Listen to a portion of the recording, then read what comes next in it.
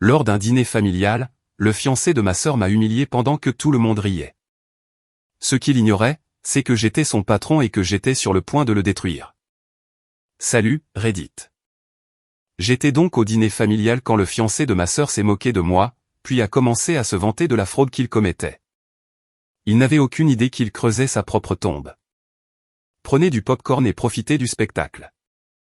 Ça va être drôle. Je m'appelle Kai, j'ai 34 ans, je suis un homme, et je dirige une grande entreprise de fret et de logistique. J'ai une flotte de 800 camions et des entrepôts dans tous les ports importants, de Seattle à San Diego. Ma famille pense que je conduis un chariot élévateur. Ma mère croit sincèrement que je travaille dans un entrepôt et que je fais du travail manuel. Ma sœur Laura m'appelle « l'échec de la famille ». Pour eux, je suis le décrocheur qui a gâché son potentiel. En réalité, je possède les entrepôts. Mon pantouse donne sur le port où mes navires accostent. Laura a toujours été l'enfant chéri. Mention d'honneur, job corporate dont maman se vantait. Elle s'est mariée jeune, a divorcé 3 ans plus tard quand ça n'a pas marché, et d'une manière ou d'une autre, cela est devenu un autre chapitre de l'histoire. Laura ne peut rien faire de mal, pendant que je restais le déception permanente. Maintenant, à 29 ans, elle était fiancée à nouveau, et maman organisait ce grand dîner de fiançailles. J'étais donc là, dans la salle à manger de maman, un samedi soir. Le repas était ridicule. Maman s'était surpassée. Laura tenait salon au centre de la table, exhibant sa bague.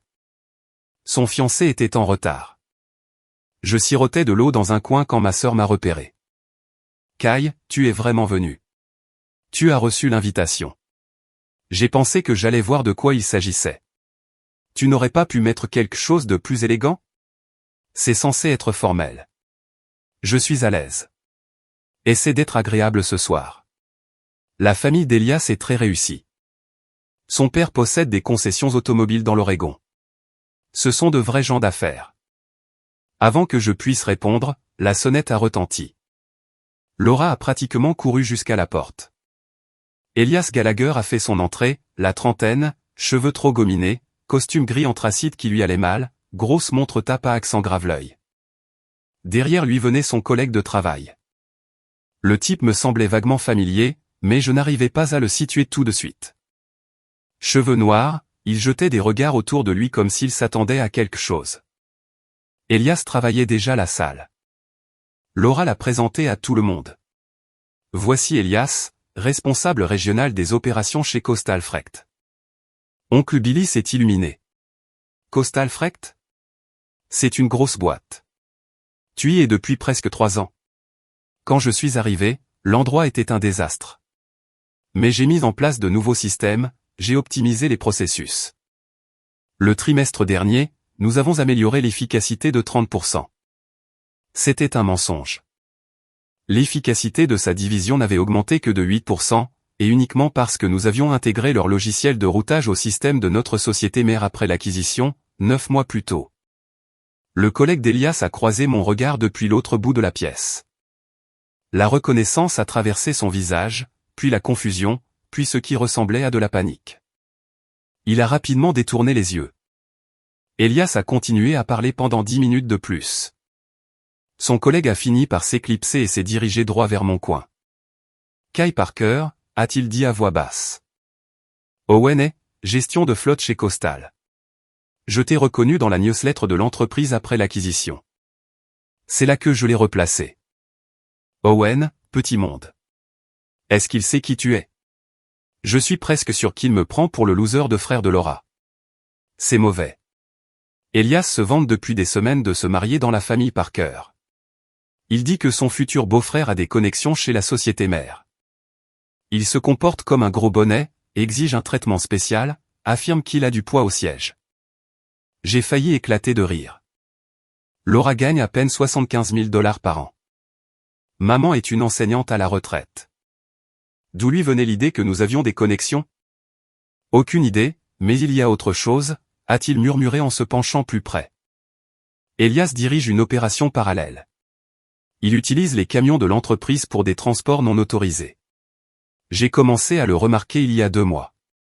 Des camions qui partent tard le soir, des trajets qui ne correspondent pas au manifeste, une consommation de carburant qui ne colle pas. Des chauffeurs ont mentionné qu'Elias leur proposait du travail supplémentaire. Paiement en liquide, hors livre. J'ai marqué une pause. De quoi parles-tu exactement? Qu'est-ce qu'il transporte? Des produits électroniques grand public, d'après ce que j'ai entendu. Console de jeux, tablette, ordinateur portable. Petit chargement, peut-être 3 ou 4 palettes par trajet. Du marché gris.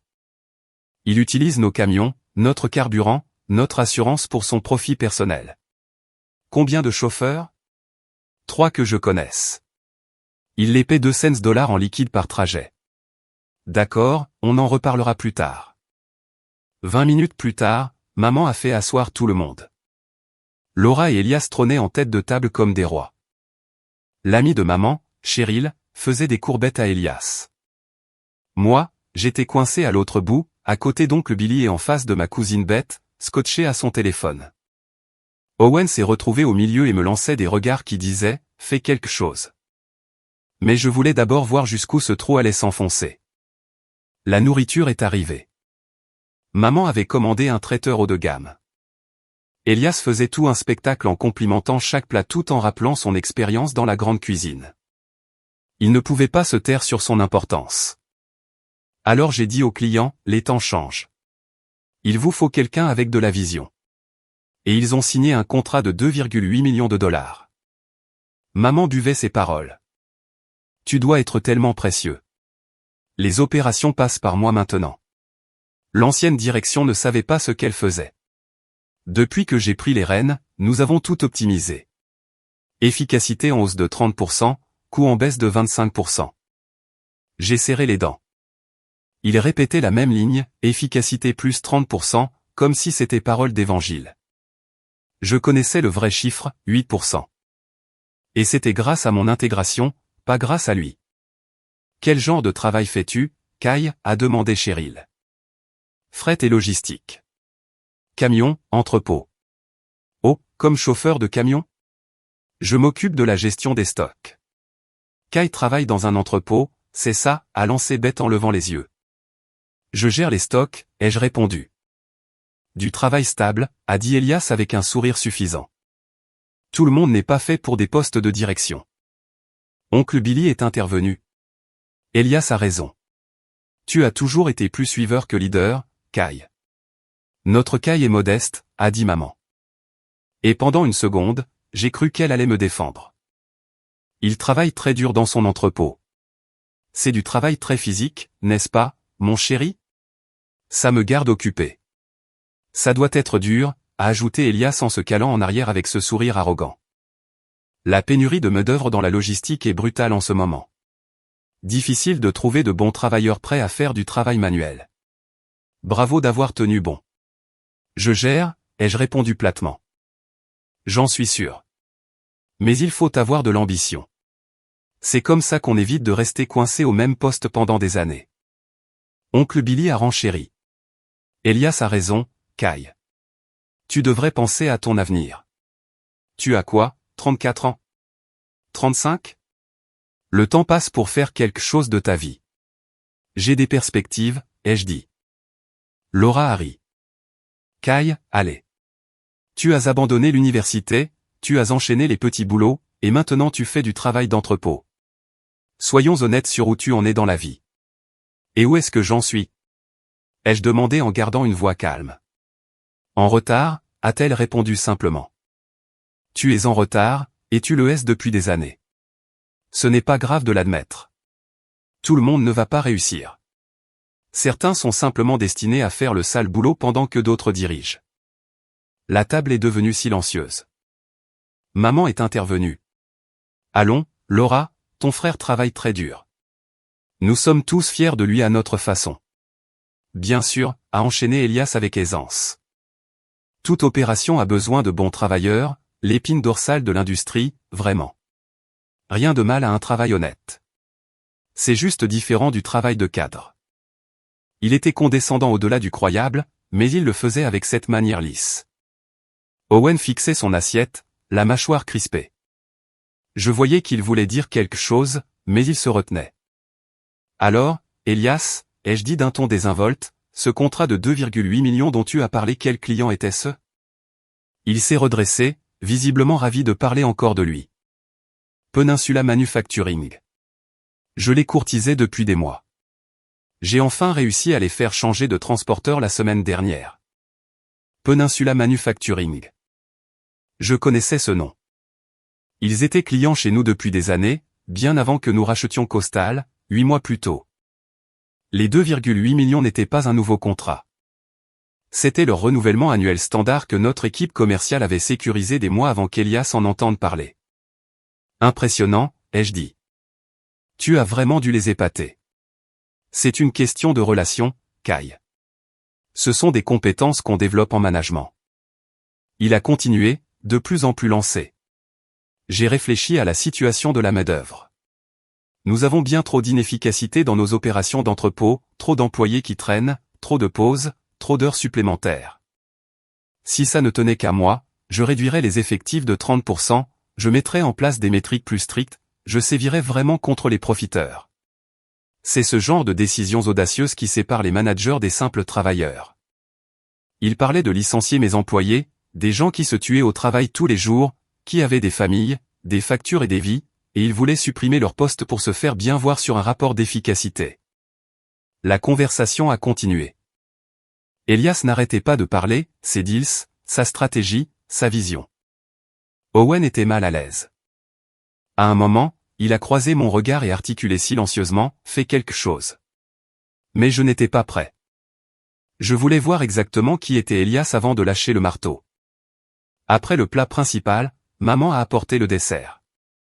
Alors, Kai, a dit Elias, as-tu des objectifs de carrière où tu es installé là où tu es? Je suis à l'aise, ai-je répondu. Mais confortable, ce n'est pas ambitieux. Quel est ton plan sur 5 ans? J'ai quelques projets en cours, ai-je souri. Les projets, ce n'est pas la même chose que la stratégie.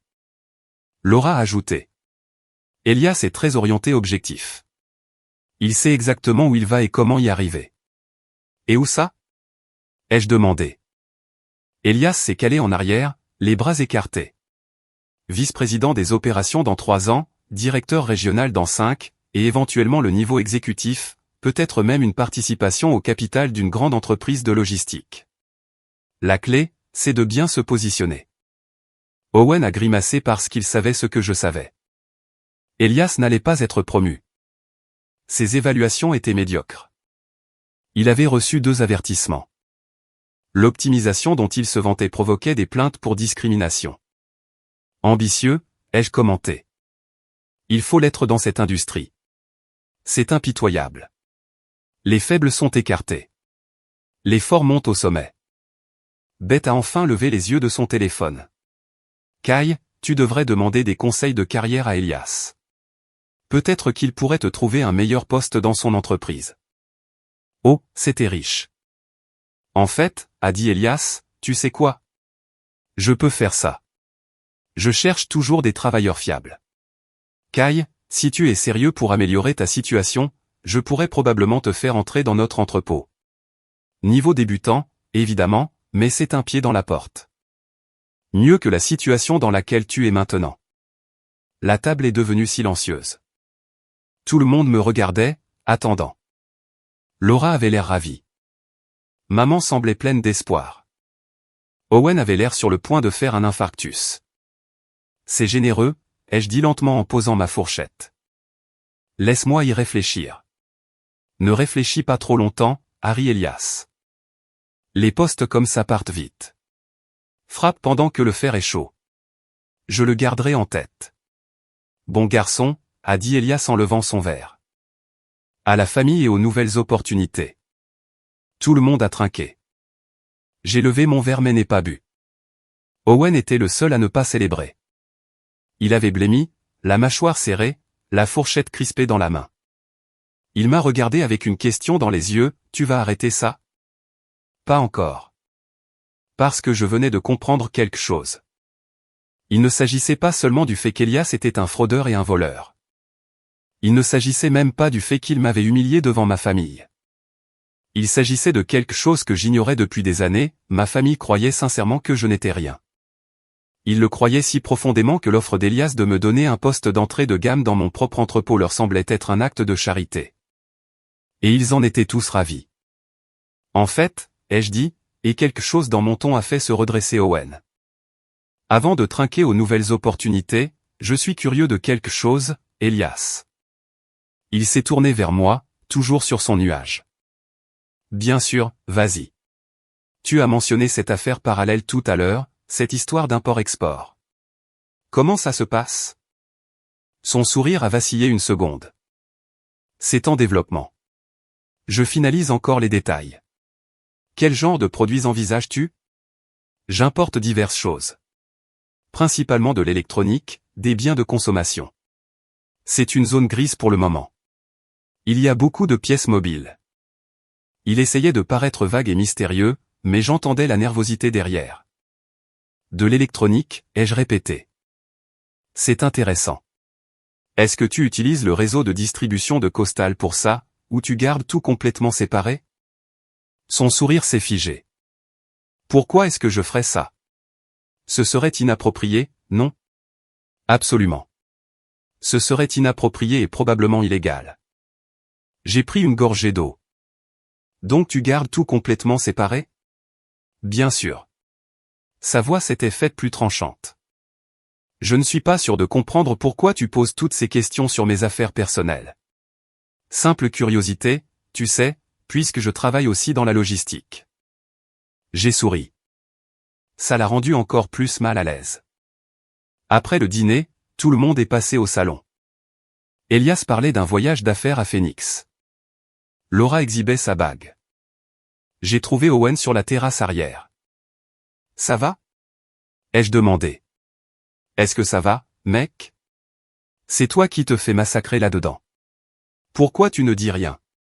Je vais le faire, mais pas tout de suite. Je me suis appuyé contre la rambarde. Parle-moi plus de cette affaire parallèle d'Elias. Owen a hésité, en jetant un regard vers la maison. Je n'ai pas tous les détails, ce ne sont vraiment que des rumeurs. Mais au bureau, on dit qu'il utilise les ressources de l'entreprise pour ses affaires personnelles, camions, espaces d'entrepôt, même certains chauffeurs. Il y a des bruits qu'il fait circuler de la marchandise via notre réseau sans autorisation. Quel genre de marchandise? C'est ce que je n'arrive pas à comprendre.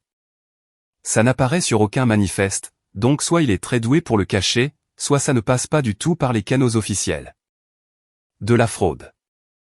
Il commettait une fraude de fret, en utilisant l'infrastructure de mon entreprise pour faire tourner sa propre opération. Le culot de ce type. Depuis combien de temps ça dure? Quelques mois, peut-être. Ça s'est intensifié après l'acquisition. Je pense qu'il s'est dit qu'avec tout le chaos de l'intégration, personne ne remarquerait. Quelqu'un a remarqué. Owen a hoché la tête. J'ai pensé que tu voudrais savoir. C'est d'ailleurs pour ça que je suis venu ce soir. Quand Elias a mentionné qu'il rencontrait la famille de sa fiancée et qu'il a dit le nom par cœur, j'ai pensé que ça valait peut-être le coup de vérifier. Je ne m'attendais pas à ce que ce soit aussi dramatique. Nous y voilà. Alors, qu'est-ce que tu vas faire? Je vais le laisser se pendre lui-même, ai-je répondu. Mais j'ai besoin de preuves d'abord. L'affaire parallèle, la fraude, tout ça. Tu peux m'aider? Mec, j'ai cru que tu ne demanderais jamais. J'ai documenté tout ce que j'ai pu trouver. Je me suis dit que quelqu'un en finirait par vouloir savoir ce que ce type trafiquait. Envoie-moi tout. Tout ce que tu as. Considère que c'est fait. Il a marqué une pause. Pour ce que ça vaut, je suis désolé de la façon dont il te traite là-dedans. C'est n'importe quoi. C'est instructif, ai-je dit. Nous sommes rentrés. Elias était au milieu d'une autre histoire, celle où il avait soi-disant révolutionné le système de planification chez Costal. Laura riait à quelque chose que Cheryl avait dit. Maman remplissait les tasses de café. Personne n'avait remarqué notre absence. Je me suis rassis dans mon coin, j'ai sorti mon téléphone et j'ai commencé à bouger. J'ai envoyé un message à mon directeur financier pour demander un audit complet des opérations de Costal, en particulier de la division d'Elias. J'en ai envoyé un autre à mon responsable de la sécurité pour demander une surveillance des activités de l'entrepôt après les heures de travail. J'ai mis mon équipe juridique en copie des deux. Puis j'ai fait quelque chose de mesquin, j'ai ouvert le dossier employé d'Elias, j'ai examiné ses indicateurs de performance, son taux d'absentéisme, les 2 avertissements disciplinaires qu'il avait reçus, et j'ai commencé à monter le dossier pour ce qui allait arriver. Owen m'a envoyé un texto, vérifie tes mails. Je t'ai tout envoyé. J'ai ouvert ma boîte mail sur mon téléphone. 3 pièces jointes. La première était un tableur qui suivait les mouvements inhabituels de camions. La deuxième était une série de logs d'accès à l'entrepôt montrant Elias entrant dans les installations à des heures bizarres. La troisième était un dossier de photos montrant Elias en réunion avec des personnes que je ne reconnaissais pas sur le parking d'un de nos entrepôts. C'était suffisant pour lancer une enquête. Ce n'était pas suffisant pour prouver quoi que ce soit de manière concluante, mais c'était un début. J'ai levé les yeux et j'ai vu qu'Elias m'observait. Tout va bien là-bas, Kai? Tu es terriblement silencieux. Je vérifiais juste quelques messages. Du travail, un samedi soir. C'est le problème avec le travail horaire, mec. Tu n'es jamais vraiment en dehors du temps de travail. Je le garderai en tête. Tu devrais. La vie est trop courte pour être attaché à une pointeuse. Il s'est levé, s'est étiré. En parlant de travail, Kai, si tu es sérieux pour le poste dont j'ai parlé, j'aurai besoin de ton CV. Envoie-le-moi et je le ferai passer personnellement au RH. Laura lui a souri radieusement. C'est tellement généreux de ta part, chérie. Eh bien, la famille s'occupe de la famille, non, a dit Elias en passant son bras autour d'elle. La condescendance était si épaisse qu'on aurait pu la couper au couteau. Maman a même commencé à avoir les larmes aux yeux. Elias, c'est tellement gentil de ta part, Kai. N'est-ce pas merveilleux? Tu devrais vraiment accepter. J'y réfléchirai, ai-je dit une fois de plus. Quelques minutes plus tard, mon téléphone a vibré. Mail de mon directeur financier, j'ai bien reçu ta demande. Nous aurons les premiers résultats de l'audit lundi matin. Nous repérons déjà certaines irrégularités. Ça pourrait être grave. Autre vibration. Responsable de la sécurité, j'avais déjà l'œil sur ce type. Tu vas vouloir voir ce qu'on a trouvé. J'envoie le rapport maintenant. J'ai ouvert la pièce jointe, j'ai commencé à lire et j'ai dû me retenir de rire. Elias ne se contentait pas de diriger une affaire parallèle. Il dirigeait une opération de contrebande. Rien d'énorme, rien qui attirait l'attention fédérale, mais suffisamment pour être gravement illégal. Il utilisait nos camions pour transporter des marchandises non taxées à travers les frontières des États, les vendait via un réseau hors livre et empochait les profits. Les montants n'étaient pas énormes à mes yeux, peut-être 43 000 $ en 3 mois, mais c'était suffisant pour l'envoyer en prison pendant un moment. Et il avait été assez stupide pour tout faire avec du matériel de l'entreprise équipé de GPS. Je le tenais mort sur plusieurs chefs d'accusation, fraude, vol et contrebande. Il ne me restait plus qu'à décider quand lâcher le marteau. Le lundi matin est arrivé vite. J'ai passé la majeure partie du dimanche à tout revoir, ce qu'Owen et mon équipe m'avaient envoyé. L'épreuve était écrasante. Elias avait utilisé les camions et l'espace d'entrepôt de Costal pour déplacer sa marchandise. Il s'agissait en fait d'électronique grand public en gros qu'il achetait à bas prix et revendait sans licence ni documentation fiscale appropriée. Il avait recruté 3 chauffeurs en les payant en liquide sous la table. Il falsifiait les manifestes, manipulait les plannings de route et utilisait nos cartes carburant pour ses véhicules personnels. Le type avait même stocké une partie de son inventaire dans notre entrepôt, caché derrière des cargaisons légitimes où il pensait que personne ne le trouverait. Mon équipe juridique s'en est donnée à cœur joie. Dès lundi après-midi, ils avaient préparé un dossier qui aurait fait saliver n'importe quel procureur. Nous avions des eurodatages, des logs GPS, des images de vidéosurveillance, des relevés financiers, des déclarations sous serment d'employés inquiets. Mais je n'allais pas aller voir la police. Pas tout de suite. J'avais autre chose en tête. J'ai appelé Laura lundi soir. Kai? Elle semblait surprise. Qu'est-ce qui se passe? Salut, je réfléchissais à ce qu'Elias a dit au dîner, à propos de l'opportunité d'emploi. Oh mon Dieu, vraiment? Sa voix est montée de 3 octaves. C'est génial. Ouais, eh bien, j'ai pensé qu'il était peut-être temps de changer. Elias a dit que je devais lui envoyer mon CV. Oui. Envoie-le-moi. Je m'assurerai qu'il l'est. Ça va être tellement bon pour toi. Peut-être que c'est le déclic dont tu avais besoin. Peut-être. Dis, tu peux me rendre un service? J'aimerais passer chez Costal pour voir l'opération, me faire une idée de l'endroit avant de m'engager. C'est en fait une bonne idée. Très mature de ta part. Laisse-moi vérifier avec Elias, mais je suis sûr qu'il sera ravi de te faire visiter. Quand pensais-tu venir? Demain, ça marche? Je t'enverrai un texto. Elle m'a texté 1 heure plus tard, Elias dit mercredi à 14 heures. Il dégage son emploi du temps pour te faire la visite complète. Il est vraiment excité à l'idée de t'aider, Kai. C'est vraiment gentil de sa part. Mercredi à 14 heures, parfait. J'ai passé le mardi à préparer les choses. J'ai réuni mon équipe dirigeante dans une salle de conférence et je leur ai exposé la situation. Ma vice-présidente des opérations, Nathalie, a failli s'étouffer quand je lui ai parlé d'Elias. Il a dirigé une opération de contrebande à travers notre réseau, et il est fiancé à ta sœur. Ça résume à peu près la situation. Ça va être bordélique. Oh, ça va être spectaculaire, ai-je répondu. Mais voilà ce dont j'ai besoin de toi. J'ai exposé le plan. Nathalie a écouté, pris des notes, posé quelques questions. À la fin, elle souriait. Tu es froid comme la glace, tu le sais? Je préfère dire minutieux. Quand tu le feras tomber, je peux regarder? Tu seras littéralement là pour ça. Mercredi à 13h45, je suis arrivé chez Costal dans mon vieux pick-up cabossé. Je portais mon jean et ma chemise en flanelle habituelle. J'avais exactement l'allure qu'Elias attendait. Elias m'attendait dans le hall d'accueil, tout sourire. Kai, pile à l'heure. Prêt pour la grande visite? Absolument. Il m'a fait faire le tour des installations en parlant sans arrêt.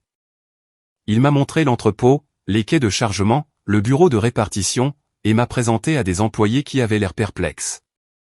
Nous avons fini dans son bureau, un petit espace au bureau encombré. Il s'est assis derrière son bureau et m'a fait signe de prendre la chaise des invités. Alors, a-t-il dit en se calant en arrière, les mains derrière la tête, quelles sont tes impressions? C'est impressionnant, ai-je répondu honnêtement. Plus grosse opération que je ne l'imaginais.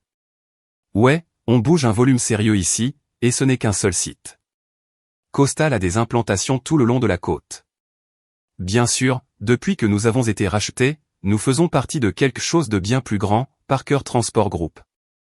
Tu en as déjà entendu parler? Je ne peux pas dire que oui. Un gros acteur. Il possède la moitié des entreprises de fret sur la côte ouest. L'acquisition a été excellente pour nous. Plus de ressources, meilleure technologie, réseau élargi. Bon exemple de comment faire partie de quelque chose de plus grand peut te faire monter en gamme. On dirait que tu montes dans le monde. C'est le plan. Et avec les connexions de la famille de Laura, disons simplement que je me positionne stratégiquement. Il a fait un clin d'œil. Entre toi et moi, ta sœur vient d'une famille qui a de l'argent sérieux. Elle a été modeste là-dessus, mais j'ai fait mes recherches. Le nom Parker a du poids dans certains cercles. J'ai failli éclater de rire. Il pensait que nous étions riches. Il pensait que se marier avec Laura allait lui ouvrir des portes. Le délire était dingue. Alors, à propos de ce poste, ai-je dit, qu'est-ce que je ferais exactement? Associé d'entrepôt pour commencer, chargement, déchargement, gestion des stocks. C'est du travail physique, mais ça paie correctement et les avantages sont bons. Et si tu fais tes preuves, si tu montres de l'initiative et de la fiabilité, il y a de la place pour avancer. J'ai commencé sur le terrain moi-même avant de monter en management. C'était un mensonge.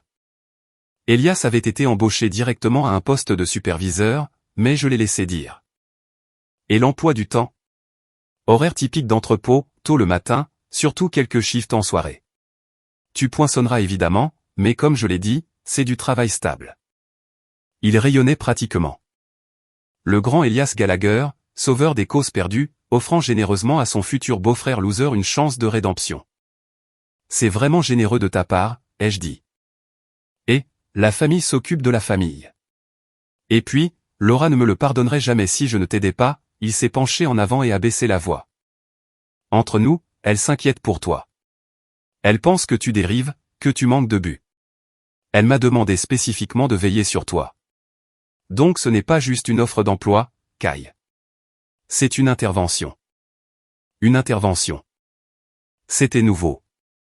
Mon téléphone a vibré. Texto de Nathalie, en position, prête quand tu veux. Écoute, Elias, a-t-il continué, interprétant mal mon expression, je sais que ça peut ressembler à de la charité. Je comprends.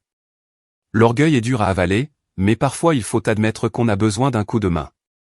Tu as absolument raison, ai-je dit en me levant. Il a cligné des yeux, déconcerté par mon ton. Quoi? Dis-moi quelque chose, Elias. Cette affaire parallèle que tu diriges, celle qui utilise les camions et les entrepôts de Costal sans autorisation, comment ça se passe? La couleur a quitté son visage. Je ne sais pas de quoi tu parles. Bien sûr que si. Les produits électroniques non taxés, les chauffeurs hors livre, les manifestes falsifiés. Ça te dit quelque chose? Il s'est levé en essayant d'avoir l'air indigné. C'est insensé. Qui t'a raconté ça? C'est de la diffamation. Je pourrais te poursuivre. Tu pourrais, mais tu ne le feras pas parce que tout est vrai. Et nous le savons tous les deux. J'ai sorti mon téléphone et ouvert le dossier des preuves. Voici toi en réunion avec tes fournisseurs sur notre parking. Voici l'inventaire que tu caches dans la baissette. Voici les logs GPS. Voici 3 chauffeurs prêts à témoigner sur les paiements en liquide que tu leur fais. La bouche d'Elias s'est ouverte et fermée. Aucun son n'en est sorti. Mais voici ma partie préférée, ai-je continué. Tu sais que Costal a été racheté, n'est-ce pas? Ça fait partie de Parker Transport Group. En quoi ça concerne tout ça? Parce que Parker Transport Group, c'est à moi. Je le possède. Je l'ai fondé. Et Costal Freight, ainsi que toutes les autres filiales sous ce parapluie, sont aussi à moi. Il s'est assis lourdement. Tu bluffes. Vraiment?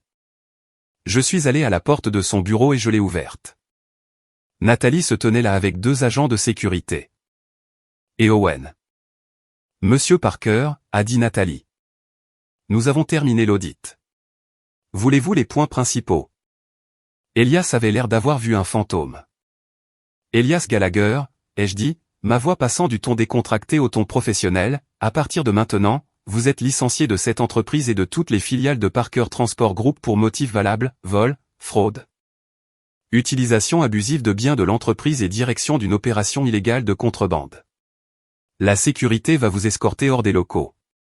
Vos effets personnels vous seront envoyés par la poste après avoir été fouillés pour vérifier qu'ils ne contiennent pas de biens de l'entreprise. Vous ne pouvez pas faire ça, a-t-il murmuré. Laura va. Laura va quoi? Te défendre après avoir découvert que tu lui mentais? Que tu l'utilisais? Il a essayé une dernière fois. Je vais contester ça. Je vais engager un avocat. C'est un licenciement abusif. Ce n'en est pas un, et tu le sais. Mais je t'en prie, engage un avocat.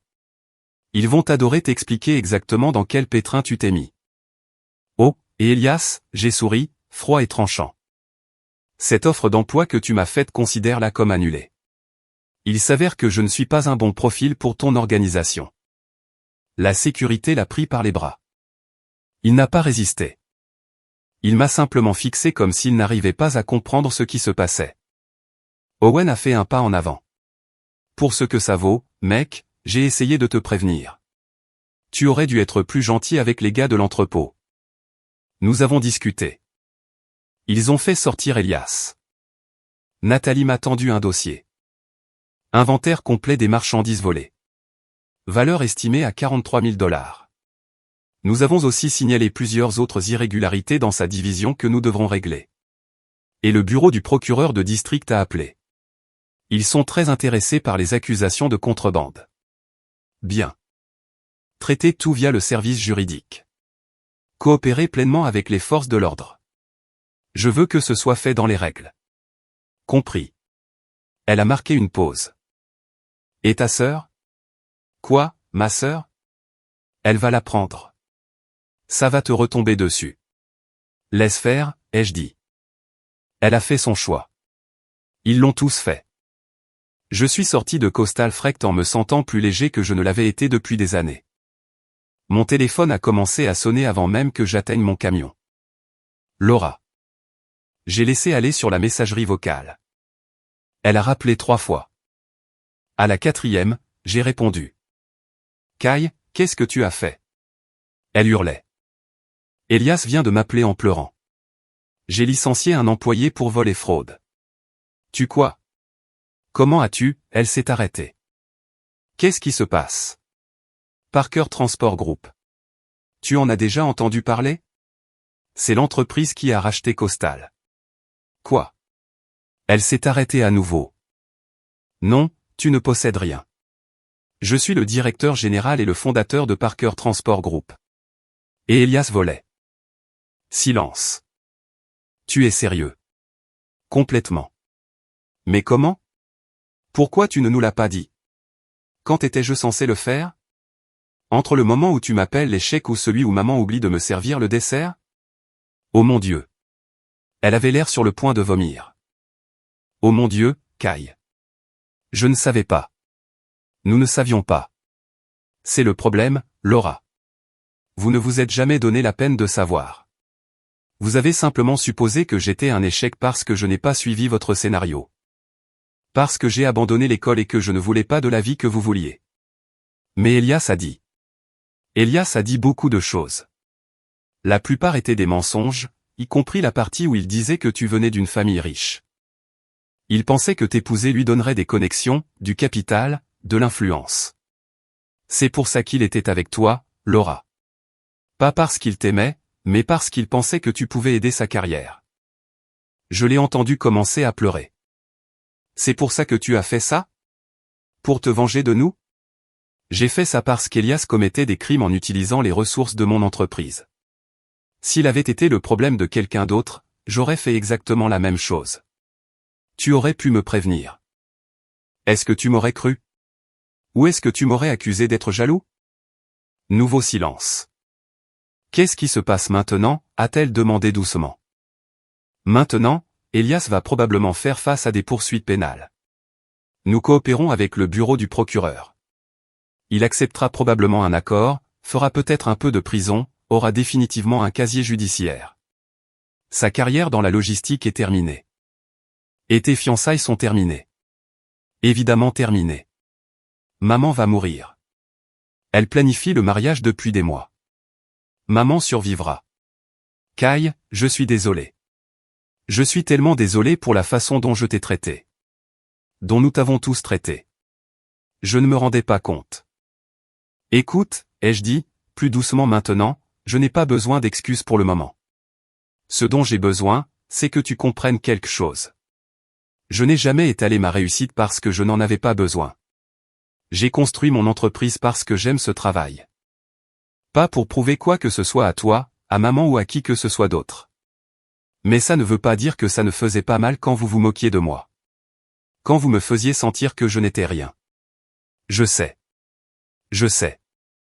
Et je suis désolé. Bien. Maintenant, tu dois le dire à maman. Dis-lui tout. Qui je suis. Ce que j'ai construit. Ce qu'Elias faisait vraiment. Elle doit l'entendre de ta bouche. Elle va paniquer. Ce n'est pas mon problème. Tu voulais être l'enfant chéri. Félicitations. Tu as le droit d'annoncer la mauvaise nouvelle.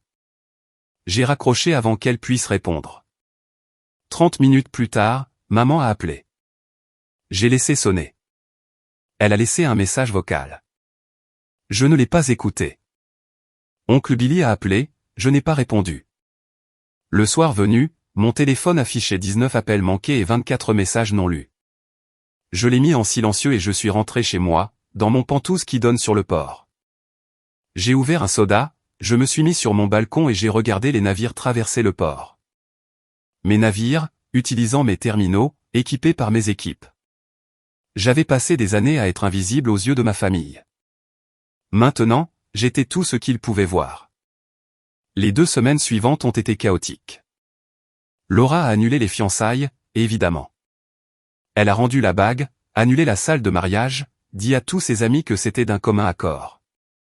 J'ai entendu dire qu'Elias avait essayé de se faire passer pour la victime, affirmant que je l'avais piégé, mais quand les preuves ont commencé à être rendues publiques lors de la procédure judiciaire, cette version s'est effondrée rapidement. Le procureur a décidé de poursuivre. Elias s'est vu proposer un accord, 18 mois en prison de sécurité minimale, 3 ans de probation, restitution des 43 000 $ plus des amendes. Son avocat lui a apparemment conseillé d'accepter. Contester aurait signifié un procès, et un procès aurait signifié que tout son linge sale serait étalé en public. Choix intelligent de sa part. Laura a traversé une mauvaise passe pendant un moment. Elle a pris un congé de son travail, a arrêté de poster sur les réseaux sociaux, est essentiellement rentrée dans sa coquille. Je me suis senti mal pour elle. Pas assez mal pour regretter ce que j'avais fait, mais assez pour lui envoyer un texto disant que si elle avait besoin de quoi que ce soit, elle pouvait m'appeler. Elle n'a jamais répondu. Maman, c'était une autre histoire. Elle n'arrivait pas à décider si elle était fière de moi ou en colère contre moi. Fière que son fils soit apparemment réussi au-delà de ses rêves les plus fous. En colère parce que j'avais embarrassé la famille. Elle a fini par se présenter à mon bureau 3 semaines après l'incident Elias. Mon assistante a essayé de l'arrêter, mais maman peut être persistante. Elle est restée dans l'embrasure de la porte en regardant autour d'elle. Alors c'est vrai. Tout ça. Pendant tout ce temps, tu nous as laissé croire que tu galérais. Pourquoi, Kai? Pourquoi avoir fait ça? Je me suis calé dans mon fauteuil. Je ne vous ai laissé croire rien du tout, maman. Vous l'avez pensé parce que vous n'avez jamais demandé. Vous n'avez jamais assez tenu à moi pour découvrir. Vous étiez tellement convaincu que j'étais un échec que vous ne vous êtes pas donné la peine de regarder au-delà de vos propres suppositions. Ce n'est pas juste, si? Quand est-ce que tu m'as demandé pour la dernière fois des nouvelles de mon travail? Vraiment demander ce que je fais, ce que j'ai accompli? Elle a ouvert la bouche, puis l'a refermée. J'ai abandonné l'université il y a 12 ans, ai-je continué. Et à partir de ce jour-là, tu m'as rayé. Le déçu, celui qui n'a pas réussi. Pendant ce temps, je construisais tout ça. J'ai fait un geste autour du bureau. En partant de rien, en travaillant comme un dingue, en créant quelque chose de réel. Mais tu ne l'as jamais remarqué parce que tu avais déjà décidé que je n'en valais pas la peine. Je n'ai jamais dit ça. Tu n'as pas eu besoin de le dire. C'était dans chaque dîner de famille où tu oubliais de me servir. Chaque fois que tu changeais de sujet quand quelqu'un demandait de mes nouvelles. Chaque fois que tu vantais le vrai travail de Laura en ignorant le mien, tu rendais très clair où était ma place. Elle a commencé à pleurer. Je lui ai tendu la boîte de mouchoirs posée sur mon bureau. J'ai été une mère terrible pour toi, a-t-elle dit entre deux sanglots. J'étais tellement focalisé sur Laura, sur le fait qu'elle soit parfaite, qu'elle coche toutes les cases. Je t'ai fait sentir que tu ne comptais pas. Ouais, ai-je dit simplement. C'est ce que tu as fait. Est-ce que tu pourras un jour me pardonner? J'y ai réfléchi. Je ne sais pas, maman. Peut-être un jour, mais pour le moment, je suis encore assez en colère, blessé et fatigué d'être traité comme si j'étais moins que les autres. Elle a hoché la tête en s'essuyant les yeux. Qu'est-ce que je peux faire? Commence par me traiter comme si j'existais, en t'intéressant vraiment. Je m'intéresse. Je ne l'ai juste pas montré. Je ne savais pas comment. Alors apprends, parce que je ne vais plus venir aux réunions familiales où je suis la tête de Turc. Elle s'est levée, a fait le tour du bureau et m'a serré dans ses bras. Je suis resté là et je l'ai laissé me serrer. Je n'en étais pas encore là, mais je n'étais plus non plus ce gamin qui mendiait son approbation. Je suis désolé, a-t-elle murmuré. Je sais. Elle s'est reculée et m'a regardé avec des yeux rouges. Est-ce que je peux te poser une question? Bien sûr. Ce que tu as fait à Elias ce n'était pas seulement parce qu'il volait, n'est-ce pas? C'était à cause de nous tous. J'ai envisagé de mentir. Envisagé de prendre le chemin noble, mais tant pis. Ouais, c'était ça. Si Elias avait été un type bien, s'il m'avait traité comme une personne au lieu d'un cas de charité, si toute ma famille n'avait pas ri quand il m'a offert un poste dans ma propre entreprise. Peut-être que je l'aurais pris à part discrètement et que je lui aurais donné une chance de réparer les choses. Mais il ne l'a pas fait. Vous ne l'avez pas fait. Alors j'ai décidé d'arrêter de jouer gentiment. Elle m'a regardé comme si elle me voyait pour la première fois. Peut-être était-ce le cas. Puis elle est partie, en promettant de faire mieux. Je n'ai pas retenu mon souffle. Laura m'a contacté un mois plus tard et m'a demandé si nous pouvions parler. Nous nous sommes retrouvés dans un café. Elle avait mauvaise mine, comme si elle n'avait pas dormi. Elle m'a dit qu'elle avait traversé une période sombre, que découvrir qu'Elias était un fraudeur et que j'étais réussi l'avait plongée dans une spirale. Elle remettait tout en question dans sa vie. J'ai écouté. Je n'ai pas offert beaucoup de sympathie, mais j'ai écouté. Quant à Elias, j'ai entendu dire qu'il était sorti après 14 mois pour bonne conduite. Il a déménagé dans un autre état et travaille dans un petit job de bas niveau. Sa carrière dans la logistique était terminée. Owen a été promu. Il dirige maintenant les opérations sur notre site de Tacoma. La vie est revenue à la normale. J'ai continué à diriger mon entreprise, à la faire grandir. La différence, c'est que maintenant ma famille sait qui je suis. Ils savent ce que j'ai construit pendant qu'ils étaient occupés à me rabaisser. Est-ce que ça fait du bien? Pas vraiment. Il s'avère que la validation venant de personnes qui ont passé des années à te traiter comme une merde ne fait pas l'effet qu'on imagine. Mais je dors bien la nuit. Mon entreprise prospère. Mes employés ont de bons emplois. Mes contrats sont solides. Ma famille doit vivre avec ses choix. Je suis en paix avec les miens. Si vous avez aimé cette vidéo, merci d'appuyer sur le bouton « S'abonner ». Ça aide vraiment la chaîne et nous permet de vous apporter plus et de meilleures histoires.